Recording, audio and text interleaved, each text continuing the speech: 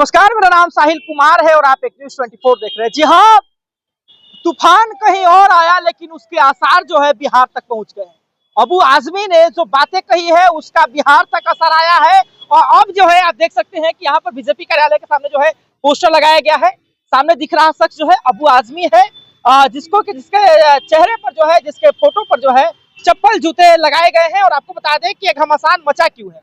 जी हाँ, आपको बता दें कि अबू आजमी जो है औरंगजेब को महान बताते हैं। जी आपको बता दें कि भारत के इतिहास में जब भी आप औरंगजेब को जानते होंगे तो अपने भाई दारा सिखो और अपने पिताजी शाहजहां के कत्ल करने के लिए जो है औरंगजेब जाना जाता है। आपको बता दें कि अगर भारत के इतिहास में औरंगजेब जो है एक बदनाम शासक के तौर पर भी है, क्योंकि बताया जाता है कि हिंदुओं को जो है कत्ल करना, मंदिरों को तोड़ना, तमाम तरह की चीजों के लिए जो है औरंगजेब बदनाम है। उसी को जो है अबू आजमी महान बताते हैं और उसके कारण जो है अब जो है यहाँ पे बीजेपी के सामने, जी हाँ, बीजेपी का कार्यालय है पटना में है और वहां पर एकदम बिल्कुल सामने जो है उनकी तस्वीर लगाई गई है। उनके चेहरे पर जो है दोनों तरफ चप्पल लगाया गया है और इस बात को कहा गया है कि जो लोग भी अबू आजमी की तरह औरंगजेब को महान बताते हैं वो लोग जो है पूरी तरह से देशद्रोही हैं, उनको पाकिस्तान चल जाना चाहिए। जी हाँ, आपको बता दें कि औरंगजेब को महान बताने वाले व्यक्ति को जो है उन्होंने कहीं ना कहीं हाथ कटवा कर गंगा में भी फेंक देने की बात कही है। जी हाँ, आपको बताते हैं कभी हम बीजेपी कार्यालय के पास है और बीजेपी के प्रवक्ता से भी जो है आपको मिलवाते हैं कि वो कैसे देखते हैं, क्योंकि आपको बता दें कि बीजेपी हमेशा से जो है हिंदुओं की बात करती है, कभी सेकुलर बात करती है, कभी हिंदुओं की बात करती है। आइए बीजेपी के प्रदेश प्रवक्ता सुनते हैं वो कैसे देखते हैं इसको। अबू आजमी को ज्ञान नहीं है, अबू आजमी ने पुस्तकें नहीं पढ़ी हैं, इतिहास की जानकारी नहीं है। औरंगजेब किसी भी सभ्य समाज के या किसी भी कौम के लिए रोल मॉडल या हीरो नहीं हो सकते हैं, क्योंकि औरंगजेब का जो इतिहास है वो बहुत ही क्रूरता का इतिहास है। सिर्फ दूसरे धर्म के लोगों के लिए ही नहीं, बल्कि अपने परिवार, अपने पिता को उसने कैद कर दिया। अपने पिता को करने के बाद उसकी पानी, जो सुराही पानी देते थे, उसमें भी कटौती कर दी।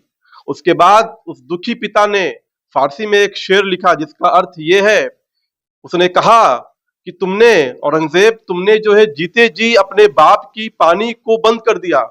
तुमसे अच्छे तो वो हिंदू हैं जो मरने के बाद भी अपने पिता को पितृ और पिंड दान करते हैं और पानी अर्पण करते हैं। तो इससे जाहिर होता है, ये बात खुद औरंगजेब के पिता ने कही थी। औरंगजेब इतना क्रूर था कि उसने अपने सगे भाई दारा शिकोह का कत्लेआम किया। उसके 10 साल के बेटे को जो है दारा शिकोह के सामने कत्ल किया। दारा शिकोह की 3 पत्नियां थीं, तीनों पत्नी को अपनी क्रूरता से हर्म को स्वीकार करने के लिए बाध्य किया।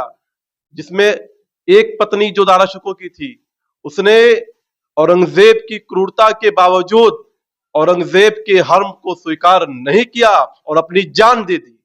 तो ऐसे क्रूर शासक, जिसने मानवता को शर्मसार किया हो, जिसने परिवार संबंधों और रिश्तों को कलंकित किया हो, जिसने देश के अंदर कत्लेआम मचाया हो, जिसने मजहब के नाम पर दूसरे धर्म के लोगों का कत्लेआम किया हो, ऐसे लोगों के गुणगान करना, ऐसे लोगों को हीरो बनाना, ये जाहिलियत की मानसिकता है।